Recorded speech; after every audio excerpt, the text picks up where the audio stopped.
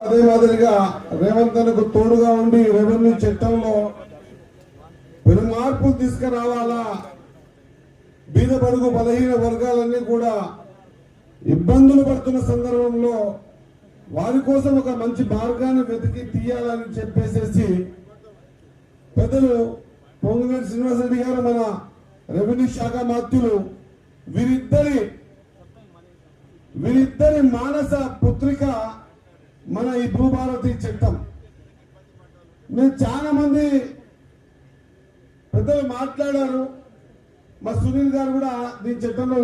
వివిధ విషయాలను వివరించారు. మరి ఈ కార్యక్రమానికి వేదిక మీద మా పెద్దలు మా తిరుపతి రెడ్డి గారు, మా పర్ణికమ్మ గారు, మా కలెక్టర్మ గారు, మా రామన్న గారు, మా సీతమ్మ గారు, మా ఎస్పీ గారు, మా ప్రశాంత్ గారు, మా సునీల్ గారు, మా అన్ని మండల అధ్యక్షులు, స్థానిక మండల అధ్యక్షులు నరసింహ గారు, మా గ్రంథాలయ స్థలం చైర్మన్ గారు, మహిళా చైర్మన్ గారు, అందరూ కూడా రెవెన్యూ సెక్రటరీ గారు, అందరూ మరీ ముఖ్యంగా ఆ మండల అధ్యక్షులు ఇచ్చేసిన అందరికీ, ఈ కాజీపూర్ గ్రామ ప్రజలందరికీ మీరు చాలా అదృష్టవంతురా. మీరు గెలిపించుకుంటే ముఖ్యమంత్రి,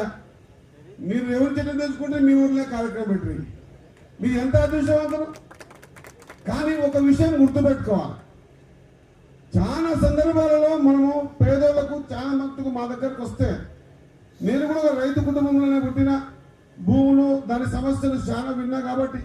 నేను మీ మాటలో చెప్తా. ఈ చట్టం తీసుకొచ్చిన తర్వాత నేను ఇక్కడ మన మంత్రి వాళ్ళని కోరుకుంటున్నా, దయచేసి ఈ చట్టం ఇప్పుడు మా సునీల్ చెప్పినట్ట ఈ సెక్షన్ 5, సెక్షన్ 6, సెక్షన్ 7, సెక్షన్ 8 ఇవి ఏం పని చేస్తాయి, దీని ద్వారా ఏమి అవగాహన వస్తుందని చెప్పేసి